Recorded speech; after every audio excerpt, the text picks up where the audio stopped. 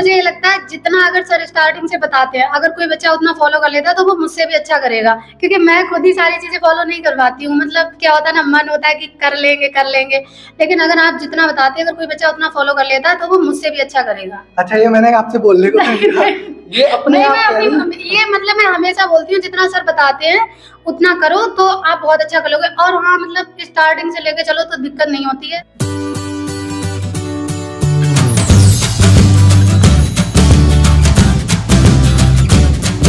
Hello dear learners, आज हम आपको मिलाते हैं बीएससी फाइनल ईयर की जो स्टूडेंट हैं यहाँ पे, ठीक है, उनसे मिलाते हैं। इनका नाम है शिखा गंगवार, जो कि यहाँ पे बीएससी 5th सेमेस्टर की छात्रा रह चुकी हैं और फाइनल ईयर में अभी बीएससी 6th सेमेस्टर में यहाँ पे ऑनलाइन पढ़ रही हैं। इस टाइम वो ऑफलाइन क्लासेस नहीं ले रही हैं क्योंकि उनको कंपटीशन की तैयारी भी करनी है, उसके लिए भी टाइम चाहिए, इसलिए अभी वो यहाँ पर हमारे पाठक क्लासेस एप्लीकेशन से ऑनलाइन ही स्टडी करती है, ठीक है।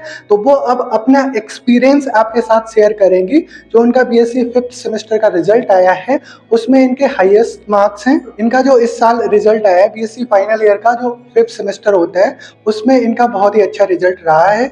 इनके जो बीएससी फर्स्ट सेमेस्टर में थे रिजल्ट, वो भी अच्छे हैं। Second semester, third semester, fourth semester, इस तरह से जो भी इन्होंने अचीव किया है, इस बारे में बात करेंगे। बीएससी 5th सेमेस्टर का जो फर्स्ट पेपर है, क्लासिकल एंड स्टेटिस्टिकल मैकेनिक्स वाला जो पेपर है, उसमें इनके हाईएस्ट मार्क्स हैं। आउट ऑफ 100 88 मार्क्स हैं। ऐसे ही जो सेकंड पेपर होता है क्वांटम मैकेनिक्स वाला, स्पेक्ट्रोस्कोपी वाला, उसमें इनके 86 मार्क्स हैं आउट ऑफ 100, ठीक है। तो इनके सबसे ज्यादा मार्क्स हैं। तो इनसे जानने की कोशिश करेंगे कि इनके जो मार्क्स आए हैं वो कैसे आए हैं, क्या जर्नी रहती है और किस तरह से क्या चीजें रहती हैं, ठीक है, प्रिपरेशन में। सबसे पहले तो आपको बधाई देना चाहेंगे जो आपके इतने अच्छे मार्क्स हैं। एक छोटा सा गिफ्ट है आपके लिए, ठीक है, ये छोटा सा गिफ्ट है, ठीक है, रखिए। आगे लिखना है इससे ही आपको, क्योंकि लाइफ में ये हेल्प करेगा आपकी पढ़ाई में, तो इसलिए ये छोटा सा गिफ्ट था आपके लिए। तो हम कुछ जानना चाहेंगे, क्योंकि ऐसा होता है ना, मैं जब से भी पढ़ा रहा हूँ, बच्चे पढ़ते हैं, उनके मन में यही डाउट रहता है कि सर बीएससी में कुछ है तो है नहीं, ठीक है, कैसे प्रिपरेशन करी जाए। कभी एग्जाम थ्योरेटिकल होते हैं, कभी ऑब्जेक्टिव होते हैं, सबसे बड़ा तो डर यही है, और कंफ्यूजन भी है बच्चों के माइंड में। तो यहाँ पे ये बीएससी फाइनल ईयर में अभी हमारे पास पढ़ रही हैं, ठीक है। इन्होंने 5th सेमेस्टर यहाँ पे पास कर लिया है। तो first semester, second semester, third semester, fourth semester और 5th सेमेस्टर में जो भी इनके साथ हुआ है, ठीक है, एग्जाम वाइज या जैसे इन्होंने प्रिपरेशन करी है, वो अपना एक्सपीरियंस ही आपसे शेयर करेंगी। तो सबसे पहले तो हम ये जानना चाहेंगे कि आप जब क्लास 12th में थे, ठीक है, सबसे यहाँ से शुरू करते हैं, जब आप क्लास 12th में थे तब आपको जो डिसीजन लेना था कि बीएससी क्यों करनी है, ये आपने क्या सोच के लिया? सर मतलब जैसे मैंने 12th करा था, तो मतलब मुझे पता था कि मुझे टीचिंग लाइन में जाना है पहले से ही। तो मतलब मैं बीए भी कर सकती थी और बीएससी भी कर सकती थी, लेकिन जैसे बीएससी करते हैं तो मतलब अच्छी नई नई चीजें पढ़ते हैं, तो आपका माइंड उतना ही ज्यादा शार्प होता है। और मतलब कंपटीशन के लिए ऐसा नहीं है कि बीए करते हैं वही तैयारी कर पाते हैं, मतलब टाइम मैनेज होना चाहिए। तो बीए और बीएससी दोनों वाला कर सकते हैं। तो मतलब मुझे टीचिंग लाइन में जाना था और मुझे पता था मतलब मेरा मैथ वगैरह अच्छा है, तो फिर इसलिए मैंने सोचा कि बीएससी ज्यादा सही रहेगा। फिर मुझे बीएससी ज्यादा सही लगा। ये आपकी अपनी चॉइस? हाँ, मतलब मैं अपनी लाइफ में डिसीजन बहुत सोच समझ के लेती हूँ, पहले से ही सारी चीजें डिसाइड करके रखती हूँ कि मुझे क्या करना है आगे। अच्छा, जैसा कि मैं इनको जानता हूँ, इनका जो एडमिशन है वो प्राइवेट कॉलेज में, ठीक है, यहाँ के प्राइवेट कॉलेज में। तो मैं नाम तो नहीं बताने वाला आपको, लेकिन यहाँ पर एक डाउट इनसे मैं ये भी क्लियर करूंगा, जो प्राइवेट कॉलेज में बच्चे पढ़ते हैं, जो गवर्नमेंट कॉलेज में बच्चे पढ़ते हैं, वो ये हमेशा शिकायत करते हैं कि प्राइवेट कॉलेज में पता नहीं ऐसे ही नंबर आ गए होंगे। तो ये जानने की कोशिश करूंगा, हालांकि मैं जानता हूँ कि ये कितनी मेहनत करती हैं, किस हिसाब से क्या प्रिपरेशन करती हैं, ठीक है, लेकिन ये इनसे भी जान लेते हैं कि कैसे आपके नंबर आ जाते हैं। हाँ, मतलब ऐसा है जैसे कि प्राइवेट और गवर्नमेंट में थोड़ा इतना फर्क रहता है। जैसे गवर्नमेंट में आप जितना करते हो आपको उतना ही मिलेगा, और जैसे मुझे पता था कि आगे मुझे लाइफ में अपने एकेडमिक की बहुत ज्यादा जरूरत पड़ेगी, तो इसलिए फिर मैंने मतलब प्राइवेट को ज्यादा प्रीफर करा था, क्योंकि मतलब गवर्नमेंट में मैं इतना अच्छा मार्क्स नहीं ला पाती। और प्रैक्टिकल का भी थोड़ा सा रहता हाँ है, भाई, वो थोड़ा सा मतलब इंटरनल का रहता है थोड़ा। हाँ, और वो मुझे प्रैक्टिकल में मतलब पता था कि मुझे एकेडमिक की आगे जरूरत है, तो इसी वजह से फिर मैंने प्राइवेट में लिया था। अच्छा, ये थोड़ी ना होता कि बिना पढ़े जाओ पेपर नहीं, ऐसा कुछ नहीं होता है। मतलब जो आप कॉपी में लिखते हैं मार्क्स वही मिलेंगे, बस थोड़ा प्रैक्टिकल वगैरह में रहता है। आपका इंटरनल में थोड़ा प्राइवेट में अच्छा हो जाता है। वो तो प्लस पॉइंट है, वो तो सबको भाई, पता है। मतलब प्लस पॉइंट था। हाँ, वो तो प्लस बाकी कि मतलब सोचो कि थ्योरी में वो लोग कुछ कर देते तो थ्योरी में जो आप लिखते हैं वही मार्क्स वही मार्क्स आते हैं। अच्छा, बच्चे हमेशा ये भी शिकायत करते हैं, बीएससी के जितने भी स्टूडेंट्स हैं उनका यही रहता है कि कॉपी बेकार चेक होती है, कॉपी अच्छी चेक नहीं होती। नहीं, कॉपी अच्छी बेकार का नहीं होता, वो आपके लिखने पे डिपेंड करता है, मतलब जिस तरह से लिखते हो। कटिंग वगैरह नहीं करो और अच्छे से लिखो, हाईलाइट करके चीजें लिखो, मुझे नहीं लगता कि कॉपी गलत चेक होती, क्योंकि मैंने इतनी बार एग्जाम दिए हैं, मतलब कभी थोड़ा बहुत ऊपर नीचे हो जाता है, लेकिन ऐसा नहीं है, अगर लिखोगे तो नंबर मिलेंगे जरूर। अगर बुरी चेक होती तो आपकी भी होती। हाँ वही तो है नहीं? मतलब आपकी भी होनी चाहिए। जो आपके 100 में से 88 मार्क्स हैं फर्स्ट पेपर में फिजिक्स के, और 100 में से 86 मार्क्स हैं सेकंड पेपर में, वो आने नहीं चाहिए थे, पर वो तो नहीं हाँ, आने वो भी चाहिए थे। है। मतलब ऐसा आप जैसे मतलब फर्स्ट सेमेस्टर था मेरा पहली बार एक्सपीरियंस, तो वो मतलब मेरे फिजिक्स में 92 मार्क्स थे, 92 थ्योरी में मेरे काफी अच्छे मार्क्स थे, और मतलब इंटरनल भी अच्छा था, क्योंकि प्राइवेट की वजह से इंटरनल तो अच्छा मिलता ही है। और इस बार के मतलब फर्स्ट पेपर में हालांकि मैंने पढ़ाई की थी, लेकिन जो सेकंड पेपर हुआ था उसका क्रेडिट पूरा सर को है, क्योंकि सर ने एक दिन पढ़ाया था और मतलब जितना आपने बताया था बस मैंने उतना ही पढ़ा था, और उसमें पूरा पेपर हो गया था मेरा। ऐसा था, इस बार टाइम कम नहीं मिल पाया, 2 पेपर थे और 2-2 घंटे हम आपको प्रिपरेशन करा भी रहे थे, ऑनलाइन भी चीज़ें चल रही थी, टाइम इतना नहीं था। लेकिन मुझे ये पता था जब क्वांटम वाला पेपर होगा आपका, कुछ चीज़ें ऐसी हैं जो आपने 12th में पढ़ रखी हैं और आपको बहुत ईज़िली हो जाएँगी। इसीलिए मैंने आपको क्लासिकल और जो पहले स्टैटिस्टिकल थी वो पहले पढ़ाई थी, ठीक है? और बच्चों का ये होता है, जैसे आपको मैं जो गाइडेंस देता हूँ आप फॉलो भी करते हो, मैंने ये भी देखा है, बच्चे कुछ फॉलो भी नहीं करते। मतलब मुझे ये लगता है जितना अगर सर स्टार्टिंग से बताते हैं, अगर कोई बच्चा उतना फॉलो कर लेता है तो वो मुझसे भी अच्छा करेगा, क्योंकि मैं खुद ही सारी चीजें फॉलो नहीं कर पाती हूँ। मतलब क्या होता है ना, मन होता है कि कर लेंगे, लेकिन अगर आप जितना बताते हैं अगर कोई बच्चा उतना फॉलो कर लेता है तो वो मुझसे भी अच्छा करेगा। अच्छा, ये मैंने आपसे बोलने को नहीं कहा, ये अपने नहीं, आप मैं कह रही हैं। अपनी ये मतलब मैं हमेशा बोलती हूँ जितना सर बताते हैं उतना करो तो आप बहुत अच्छा करोगे। और हाँ, मतलब स्टार्टिंग से लेके चलो तो दिक्कत नहीं होती है, रेगुलर पढ़ना। रेगुलर पढ़ो, मतलब ये नहीं कि बिल्कुल याद ही किसी को नहीं होता, लेकिन ये है कि रेगुलर पढ़ते चलो, जिससे स्टार्टिंग से लेकर चलोगे तो लास्ट में प्रॉब्लम नहीं होगी। और एग्जाम्स का क्या है, कभी भी स्कीम आ जाती है, कभी भी हो जाते हैं, तो तुम्हें पता थोड़ी ना, तो अपना स्टार्टिंग से पढ़ के चलोगे तो आगे दिक्कत नहीं होगी। अच्छा, जैसे अभी रिसेंट में रिजल्ट आया, ठीक है, और तुरंत ही फिर एग्जामिनेशन फॉर्म भी आ गए। अच्छा, कुछ बच्चों का ये माइंडसेट होता है, देखा रिजल्ट और फिर डिप्रेस हो गए, और जैसे ही स्कीम आई फिर क्या होता है, फिर वो उलझ जाते हैं कि अब भी देखो मेरे साथ बुरा होगा, फिर आगे मैं फिर बुरा होने के लिए तैयार हो जाता हूँ। आपका क्या माइंडसेट रहता है कि अचानक से जब ये ऐसा मतलब होता है? ये रहता है जैसे कि मतलब हालांकि थर्ड सेमेस्टर में मेरा रिजल्ट थोड़ा लो हो गया था, पर मुझे पता था कि मैं नंबर बढ़ा लूंगी। मतलब क्या होता है कि इतना ज्यादा बीएससी में पढ़ना नहीं होता, जितना सर बताते हैं लिमिटेड, बस उतना पढ़ लो, पेपर हो जाता है। क्योंकि बीएससी में अगर तुम पूरा पढ़ने पे बैठ जाओ तो पूरे साल में भी सिलेबस खत्म नहीं होगा। सिलेबस बहुत है। इतना ज्यादा सिलेबस है, पर लिमिटेड चीजें पढ़नी होती हैं। अच्छा, सिस्टमेटिकली अगर पढ़े हाँ, तो बहुत अच्छा रहता है। बहुत अच्छा रहता है। और ऐसा नहीं है कि ये भी पढ़ लिया वो भी पढ़ लिया, मुझे लगता है शायद फिजिक्स में सर जितना लिखा देते हैं उतने में पूरा पेपर हो जाता है। हाँ, और उसमें चॉइस भी जो होती है हाँ, वो भी ऐसा हो रहा था कि वो भी होते हैं मतलब क्वेश्चन। अब जैसे 2 पेपर है, अब आपको पता है कि लॉन्ग मतलब आते हैं, 4 लॉन्ग आते हैं, तो 2 इस वाले से आएंगे, 2 उस वाले से आएंगे। अब तो मतलब पेपर का पैटर्न चेंज हो गया, तो मतलब 8 यूनिट है, तो अगर आपने स्टार्टिंग की 2 यूनिट भी पढ़ ली तो आपका लॉन्ग हो जाएगा। लेकिन जितना पढ़ो उतना ऐसे पढ़ो कि मतलब ये नहीं कि वो भी नहीं आता है, अच्छे से बिल्कुल वो पढ़ लो, तो फिर ये नहीं कि ये भी पढ़ लिया वो भी पढ़ लिया, उतने में हो जाता है। अगर ढंग से चीजें करते हो तो हो हाँ, जाता है। उतने में ही हो जाता है। अच्छा, एक चीज और है, जैसे बच्चा क्या होता है बीएससी में एडमिशन ले लेता है, ठीक है, कोई बच्चा ऐसा है ऑफलाइन पढ़ रहा है, कई बच्चे ऐसे होते हैं जो ऑनलाइन पढ़ते हैं, लेकिन ऑफलाइन ऑनलाइन में आपको क्या लगता है क्या डिफरेंस होता है?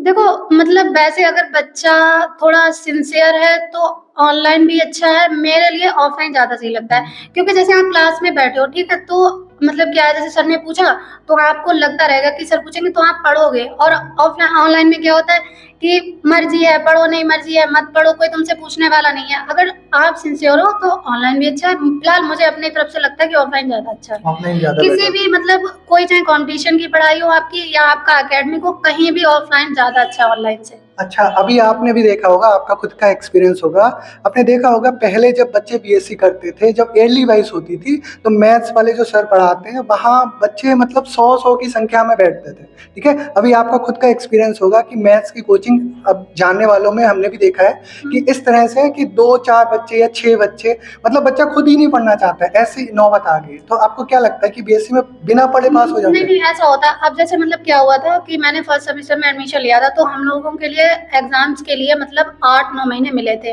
तो बच्चा पढ़ रहा था। उसके बाद फिर क्या हुआ कि हम लोग को टाइम बहुत कम, तो पता है बच्चे सोचते हैं एग्जाम्स वैसे भी बुरा होना है तो कोचिंग पढ़ने से क्या ही फायदा है। वैसे भी क्या होता है कि किसी में 1 महीना मिला, 2 महीना मिला, बस एग्जाम्स हो जाते हैं। वो लोग भी मतलब इतना ज्यादा सिलेबस होता है कि टीचर भी नहीं करा पाता है, तो बच्चों को लगता है कि जितना हम पढ़ लेंगे उतने में काम चल जाएगा, तो फिर इसी वजह से कोचिंग में बच्चों की संख्या कम हो गई है। हाँ, वो पढ़ना ही नहीं चाहते। एक्चुअल में ऐसा है कि सिंसियर है मतलब इतना ज्यादा डिमोटिवेट हो गया, मैं आपके सही बताऊं तो डिमोटिवेट क्या, भाई टाइम मिलता नहीं, 2 महीना बहुत ज्यादा। अब जैसे फॉर्म आ गए, 1 महीने का मुश्किल से टाइम मिलेगा। अब कोई बच्चा अगर अभी से पढ़ना शुरू करता तो उसका सिलेबस नहीं हो पाएगा, तो इस वजह से फिर अच्छा, अगर ऑब्जेक्टिव हो गए तो आपकी स्ट्रेटेजी क्या रहेगी? अभी जैसे आप बीएससी 6 सेमेस्टर में हो, ठीक है, आपका फाइनल ईयर है, आपने जैसे ही फर्स्ट सेमेस्टर में आपने रिटन एग्जाम दिए थे, डिस्क्रिप्टिव दिए थे, उसके बाद एक साथ ऑब्जेक्टिव हुए, तब आपकी क्या स्ट्रेटेजी रहती है? आप कुछ पॉइंट्स बताना चाहो ऑब्जेक्टिव के पर्पज से कैसे हेल्पफुल रहेंगे? ऑब्जेक्टिव के पर्पज से जैसे मतलब नोट्स लिखे हुए हैं, ठीक है, वैसे क्या होता है थ्योरी में नोट्स आपको बस ऊपर से पढ़ने होते हैं और लिख देते हैं, लेकिन ऑब्जेक्टिव में मेरे हिसाब से नोट्स को बहुत डीपली पढ़ लो और मतलब थोड़ी बहुत टेस्ट सीरीज वगैरह जो सर कराते हैं वो कर लो और क्वेश्चन बैंक एक ले लो। उसमें बहुत सारे क्वेश्चंस में जैसे मिस्टेक्स होती हैं तो आप उसे खुद सॉल्व करो। ये नहीं है कि सीधे ऑब्जेक्टिव उसमें ऑप्शन दिए तो ये रट लिया, खुद सॉल्व करो तभी पेपर में हो पाएगा और तभी ध्यान भी रहता है। अगर रट के जाओ तो सारा भूल जाती है, इतना ज्यादा पढ़ना नहीं होता है। बाकी मतलब मेरे हिसाब से मैथ्स में अगर क्वेश्चन बैंक पूरा कर लिया, मैथ्स और केमिस्ट्री में तो पूरा हो जाता है। फिजिक्स में थोड़ा रहता है कि क्वेश्चन बैंक से नहीं होता, इलेक्ट्रॉनिक्स वाला पोर्शन थोड़ा इलेक्ट्रॉनिक्स का टफ पोर्शन मतलब टफ रहता है और थोड़ा यहाँ मतलब कॉन्सेप्ट वगैरह इतने अच्छे से मतलब नहीं हो पाता।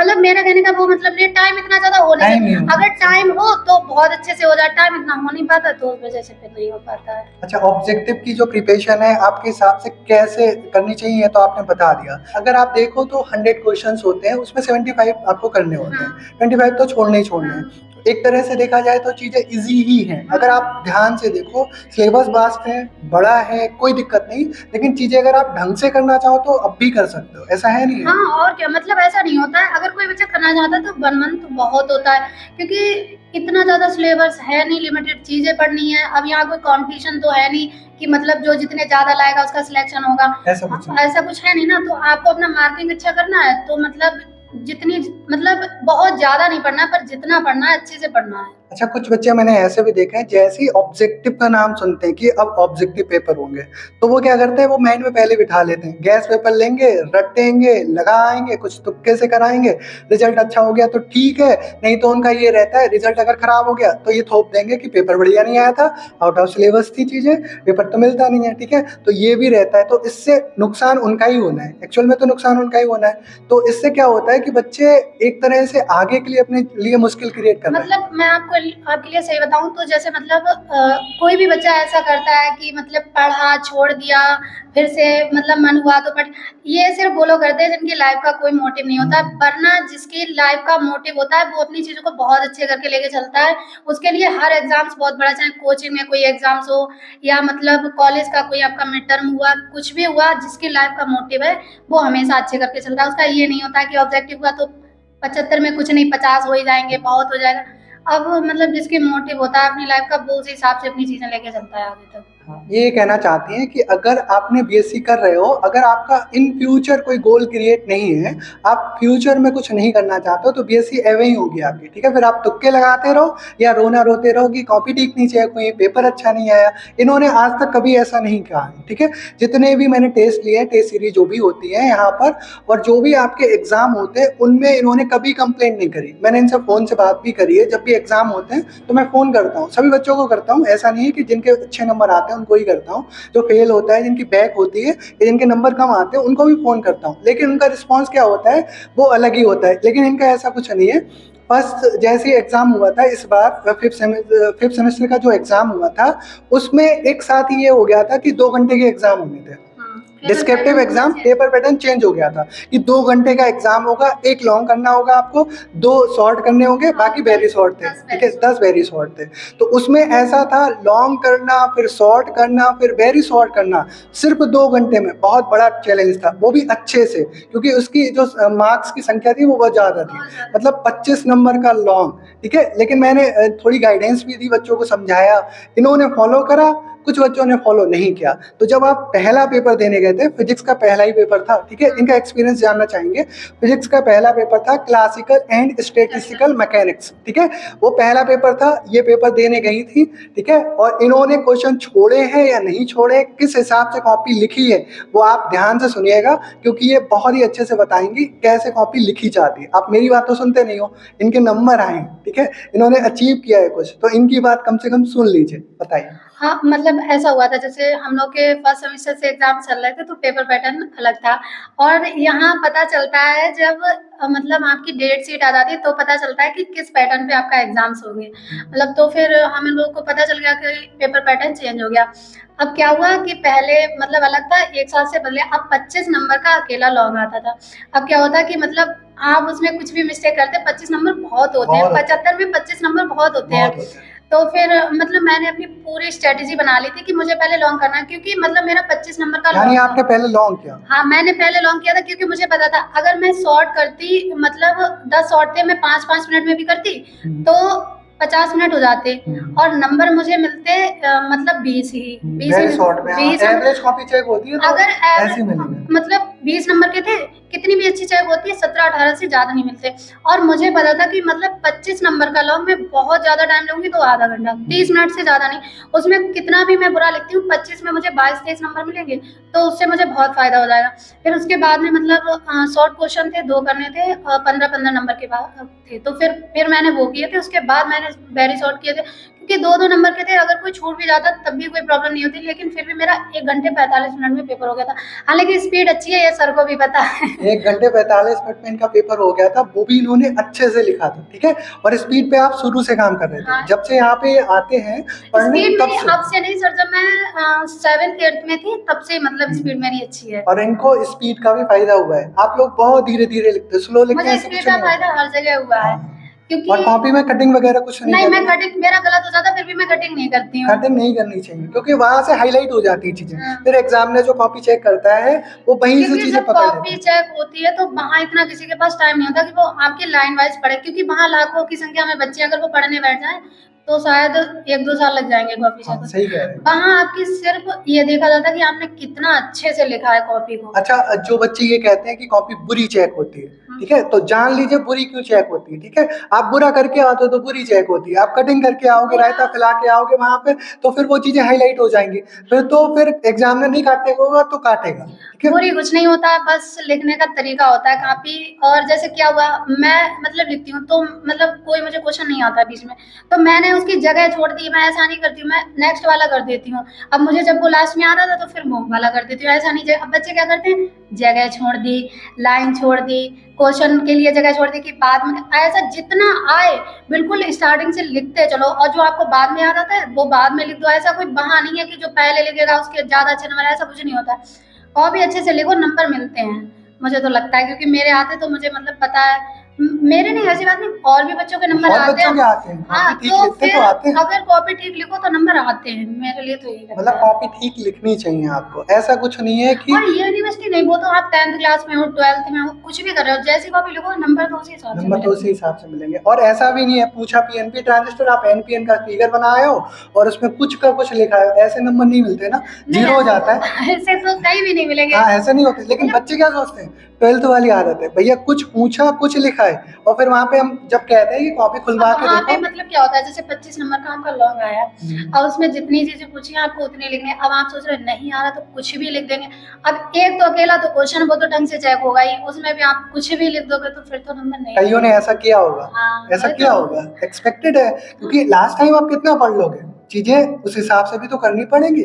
नहीं, ऐसा नहीं, जैसे अगर कोई बच्चा लास्ट टाइम भी 1 मंथ पढ़ता है तो बहुत अच्छा हो जाएगा, लेकिन नहीं, लास्ट टाइम वाले वो हैं जो एक रात पहले वाले हैं, कुछ बच्चे ऐसे तो नहीं, ऐसे कुछ तो बच्चे हैं ऐसे, मैं जानता हूँ कुछ बच्चे ऐसे होते हैं, जैसे 12th में नहीं, बिल्कुल लास्ट टाइम पढ़ेंगे, लास्ट टाइम का मतलब वो एग्जाम से पहले वाली रात उतना ही पढ़ते हैं वो, ऐसे बच्चों के साथ बहुत ये प्रॉब्लम क्रिएट होती है, ऐसा तो है। हाँ, ऐसा है, मतलब वही चीजें मैं बता रही हूँ सर, जितना स्टार्टिंग से लिखाते हुए चलते हैं, पढ़ लो, अगर इकट्ठा करोगे तो फिर दिक्कत होगी। यानी रेगुलरिटी बहुत जरूरी है। रेगुलरिटी तो चाहे कंपटीशन की तैयारी करो, चाहे एकेडमिक करो, चाहे कुछ भी करो, हर चीज में आप कुछ काम करो तो उसमें भी बहुत रेगुलरिटी चाहिए। काम इकट्ठा करोगे तो फिर आगे आपको ही दिक्कत करेगा वो। अच्छा, अब ऐसा है जैसे क्लास 12th में जो बच्चों ने एग्जाम दिए हैं, ठीक है, अब वो फ्यूचर में सोच रहे हैं कि हम बीएससी करें, तो आपका क्या मतलब माइंडसेट है, क्या आप कहना चाहोगे उनको? जैसे मतलब मैंने 12th किया था तो मुझे पहले से ही, मैं अपने पहले से ही सोच लेती हूँ कि मुझे आगे क्या करना है।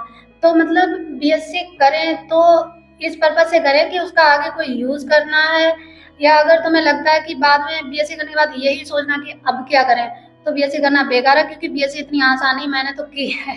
हाँ, काफी समझ कुछ चीजें, क्योंकि तुम्हारे माइंड में इतना ज्यादा प्रेशर रहेगा कि एक मंथ नहीं बीत पाएगा, एग्जाम्स आ गए या फिर और भी क्योंकि केवल बीएससी करने से तो कुछ होना नहीं है आजकल। तो बीएससी के साथ में आपको, अब जैसे मैंने गलती करी थी, मतलब मैं बीएससी फर्स्ट सेमेस्टर में जब थी तो मैंने सोचा था मैं कॉम्पिटिशन की तैयारी करूंगी, थोड़ा थोड़ा पढ़ते हुए चलूंगी, क्योंकि मुझे एमएससी पहले से ही नहीं करनी थी, मुझे टीचिंग लाइन में जाना था, तो मुझे एमएससी करनी, तो मुझे पता था मुझे कॉम्पिटिशन का तो पढ़ना ही है। अब वो मतलब थोड़ा आलस हो गया, मैं गई भी थी, फिर बाद में मैं नहीं गई।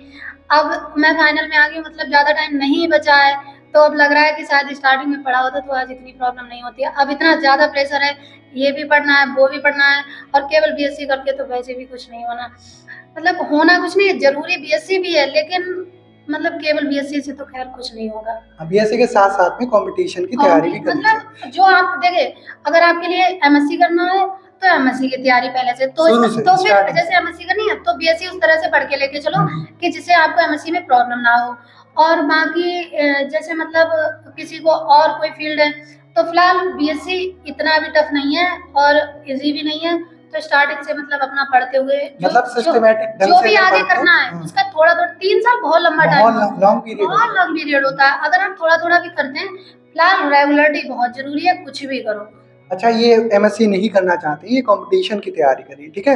अब ये उन बच्चों के लिए भी एक मैसेज है जो कहते हैं कि बीएससी करने में ही हम उलझ जाते हैं, टाइम ही नहीं मिलता है, और हम कंपटीशन की तैयारी कैसे करें। इन्होंने अभी ये भी बताया कि फर्स्ट सेम में थोड़ा सा आलस आ गया था, क्योंकि ये इतना थोड़ा सा इन्होंने लाइटली ले लिया होगा चीज़ों को। तो जैसे ही चीज़ें और ज़्यादा टफ हुई, चेंज हुआ एग्जाम पैटर्न, फिर इनको समझ आया कि अगर अब नहीं किया हमने तो फिर आगे जाके दिक्कत होगी। तो इन्होंने टाइम थोड़ा थोड़ा निकाल करके और साथ में कंपटीशन की भी तैयारी करती है, ठीक है।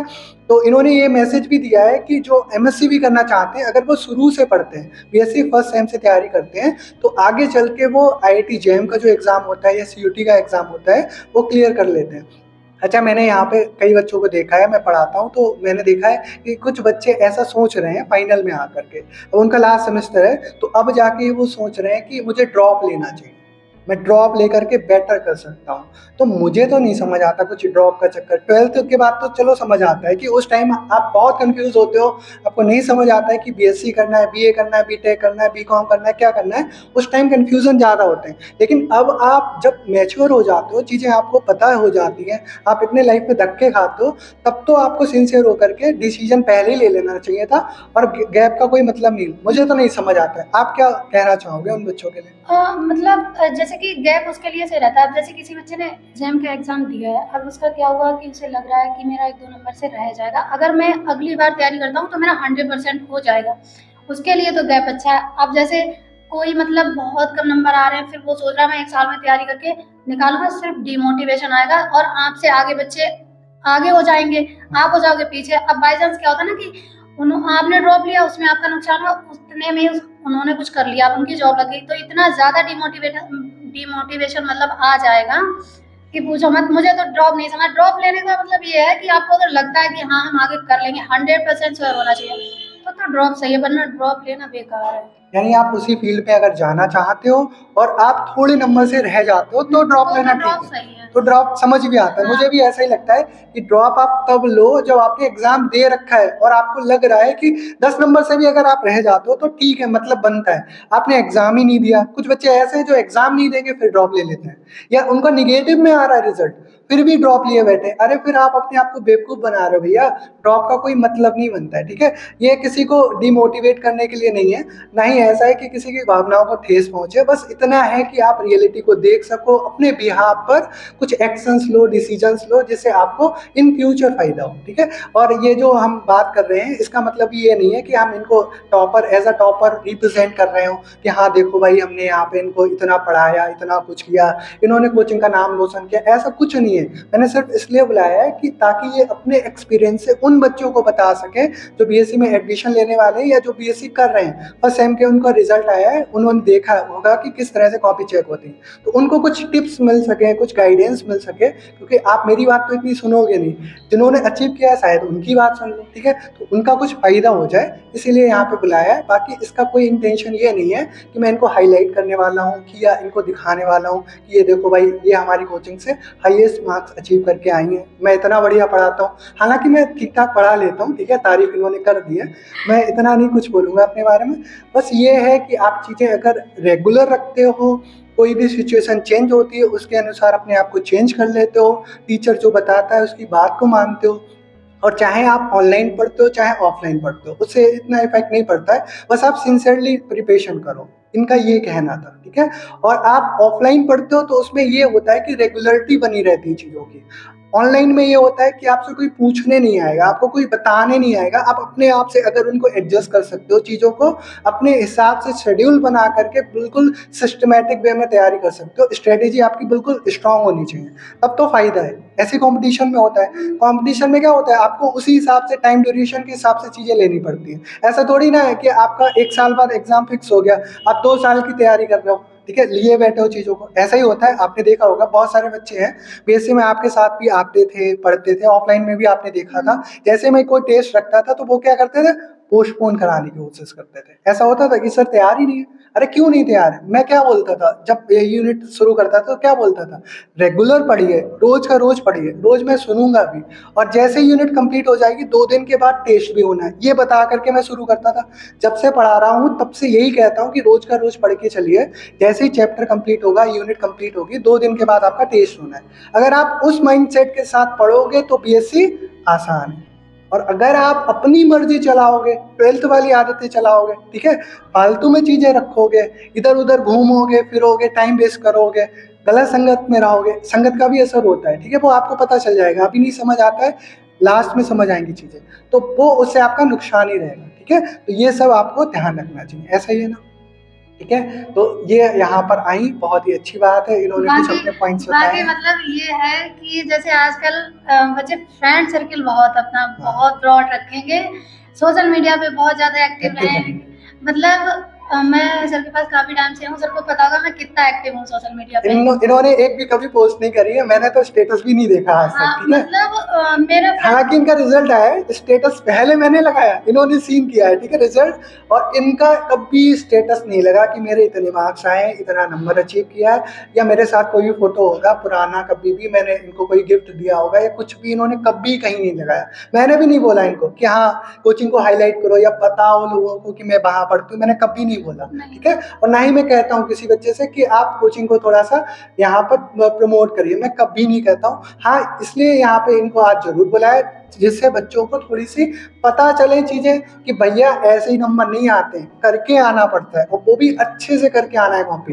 प्राइवेट गवर्नमेंट का इतना डिफरेंस नहीं है अगर आप अच्छे से करके आते हो चीजें, ठीक है, आपको पता होना चाहिए। आप इनसे कोई भी सिलेबस पूछ लीजिए, first sem, second same, third same, fourth same, सब सिलेबस इनको पता होगा, यूनिट के नाम भी पता होंगे। और कुछ बच्चे ऐसे हैं, मैं बताता हूँ, कुछ बच्चे ऐसे हैं जिन्होंने लास्ट टाइम नहीं पढ़ा, ठीक है, चाहे सेकंड सेम के हो चाहे फोर्थ सेम में अभी पढ़ रहे हो, ठीक है, उनके फर्स्ट सेम के एग्जाम हुए हो या थर्ड सेम का रिजल्ट है, फर्स्ट सेम, थर्ड सेम और फिफ्थ सेम का रिजल्ट आया, ठीक है। तो कुछ बच्चे ऐसे हैं जो कोचिंग नहीं गए साल भर, ठीक है, लास्ट टाइम उन्होंने जैसे जैसे आपको पता है कैसे उनका एग्जाम हुआ होगा, उनके उन बच्चों से नंबर ज़्यादा आ गए जिन्होंने रेगुलर पढ़ाई करी है, कोचिंग गए, हालांकि उन्होंने कुछ गड़बड़ की होगी जिससे उनके कम आए होंगे।